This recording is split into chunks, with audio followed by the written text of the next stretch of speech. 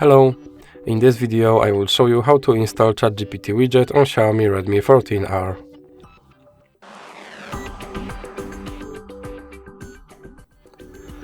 So you have to start with opening your Google Play Store. Now click on search bar and type in Wally AI and click search.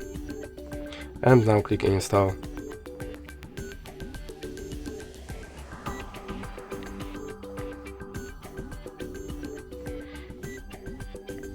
Now click open.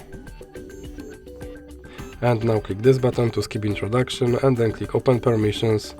Now click on AI assistant and then click here to allow this app to display over other apps, and then click back and click back again. Now you can click start and here is your Chat GPT widget and you can open him and tell him to do something.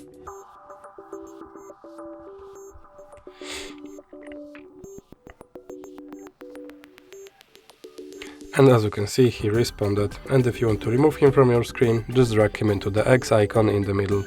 So that's it for this video. If you liked it, please remember to leave like and subscribe.